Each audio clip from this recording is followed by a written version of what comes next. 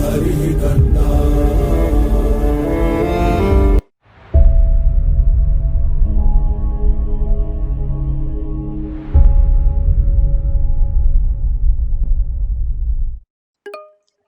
Now let's look into the another type of categorical data, that is ordinal data.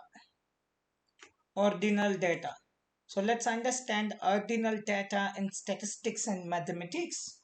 So ordinal data is a kind of qualitative data that group uh, variables into ordered categories.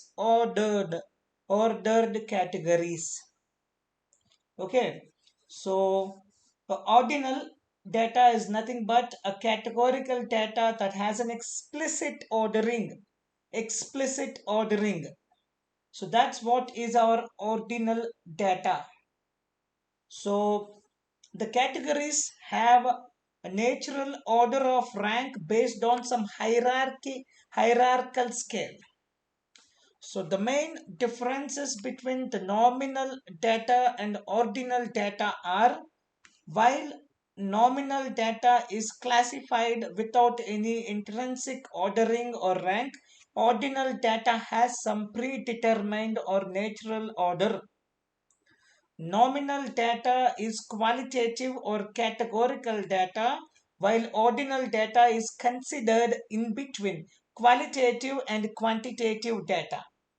Nominal data do not provide any quantitative value, and you cannot perform numeric operations with them or compare them with one another. However, ordinal data provide a sequence, and it is possible to assign numbers to the data. No numeric operations can be performed, but ordinal data makes it possible to compare one item with another in terms of ranking. This makes a huge difference in calculating the reviews and taking the feedback and customer analytics. And so example of nominal data is eye color, gender.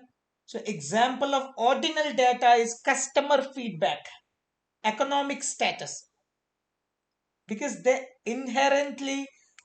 have some order or hierarchical order.